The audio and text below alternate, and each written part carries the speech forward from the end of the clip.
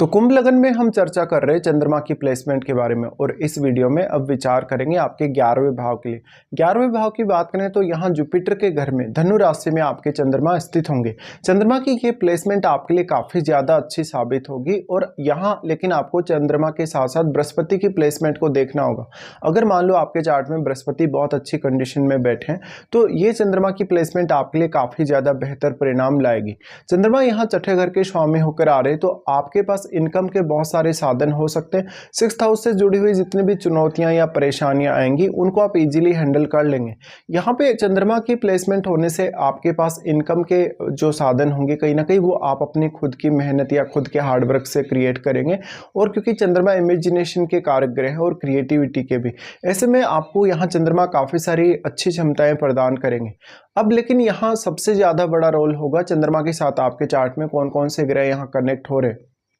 6th Lord होकर चंद्रमा जब आ रहे हैं 11वें घर में तो ये शुरुआत में थोड़ी चुनौतियां लाएगा आपके जीवन में, जब आप अपना कैरियर शुरू करेंगे या जब भी आप अपने अर्निंग्स को स्टार्ट करेंगे। अब लेकिन यहाँ 6th हाउस में बैठे हुए ग्रह का रोल भी उतना ही ज़्यादा इंपॉर्टेंट है आपके लिए। 6th हाउस में जो भी प्लेनेट आपके चार्ट में आया है वो वास्तव में आपके चार्ट में कौन कौन से भाव का स्वामी है और वो अपने किस प्रकार के कारकत्व को रखता है। देखिए, जो भी प्लेनेट 6th हाउस में आ गया वो अपना कारकत्व का जो प्रभाव है वो तो यहाँ डालेगा ही, बाकी वो उन भावों को भी यहाँ कनेक्ट कर रहा है 6th हाउस से जिनका वो आपके चार्ट में स्वामी होकर यहाँ आया। ऐसे में अब उन भावों से भी आपको काफ़ी मदद मिल सकती है, जैसे कि उन भावों से जुड़े हुए रिश्तों से या उन भावों से जुड़े हुए आपके किसी भी प्रकार के टैलेंट से।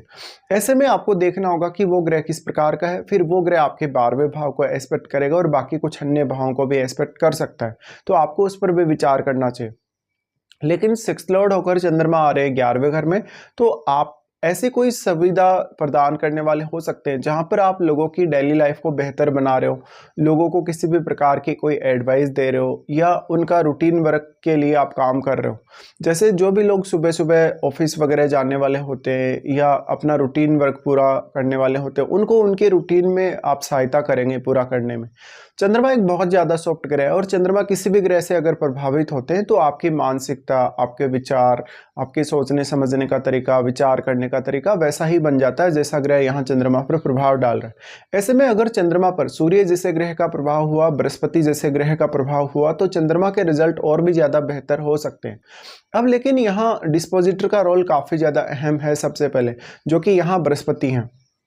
चंद्रमा यहाँ प्लेस्ड हैं तो आपके ज़्यादातर जो समस्याएं होंगी वो आप अगर किसी को पैसा उधार दे देंगे या अनवांटेडली कहीं से कोई बहुत बड़ा अमाउंट आप उधार ले लेंगे तब हो सकता है। इसके साथ साथ चंद्रमा अगर यहाँ आपके अकेले बैठे हैं तो आप किसी को भी किसी भी तरीके से सपोर्ट कर दें, जैसे कि आपने किसी को पैसे उधार दिए या अपनी कोई अन्य चीज़ किसी को उधार दी या सपोर्ट के रूप में किसी को कैसे भी आपने हेल्प की, लेकिन हो सकता है सामने वाला पर्सन आपको उस वे में हेल्प ना कर पाए। इसी हिसाब से अगर देखा जाए तो चंद्रमा के साथ यहाँ जो भी प्लैनेट आपके 11th हाउस में आ गया वो प्लैनेट भी अपनी एनर्जी इस हाउस में डिपॉजिट कर रहा है और वो अपने उन भावों को भी यहाँ कनेक्ट करेगा जिनका वो आपके चार्ट में स्वामी होकर यहाँ आया है। ऐसे में उन भावों को देखिए, उन भावों से जुड़ा हुआ आपका किस प्रकार का टैलेंट है जिसको आप 11वें घर से जुड़े हुए कार्यों के लिए काम में ले सकते हैं।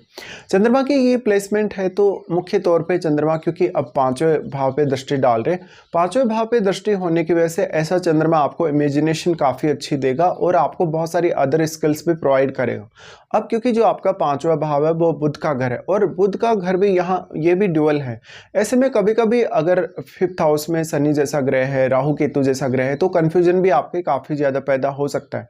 इस प्रकार का चंद्रमा बहुत सारे इनकम सोर्सेज देने के साथ साथ उनको स्टेबल रखने के लिए उतना अच्छा प्लेसमेंट नहीं है। अगर यहाँ चंद्रमा शनि से प्रभावित हो रहे हैं, राहु केतु से प्रभावित हो रहे हैं आपके, तो ये आपको फाइनेंशियली बहुत ज़्यादा रिस्क दे सकता है।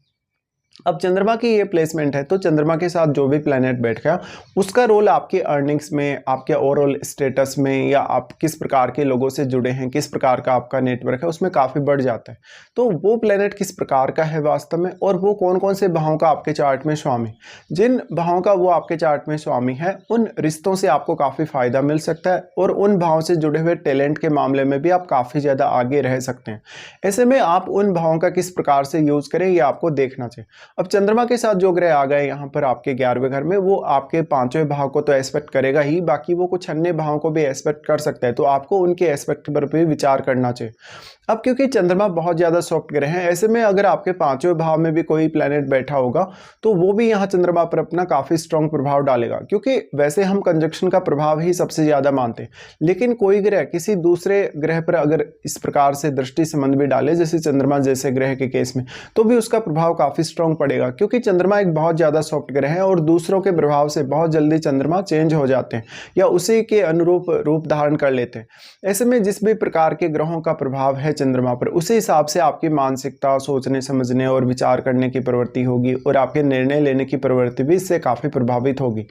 अब फिर सबसे बड़ी बात आ जाती है, क्योंकि चंद्रमा यहाँ पांचवें भाव को जो एस्पेक्ट कर रहे हैं, तो आपको हो सकता है नेचुरल टैलेंट आप में बहुत ज़्यादा हो, आपने स्टडीज़ में हो सकता है उतना अच्छा नहीं किया हो। अगर आपका बुध मजबूत स्थिति में है और बृहस्पति भी अगर काफ़ी मजबूत स्थिति में, तब हो सकता है कि आपकी एजुकेशन वगैरह बहुत अच्छी रही हो।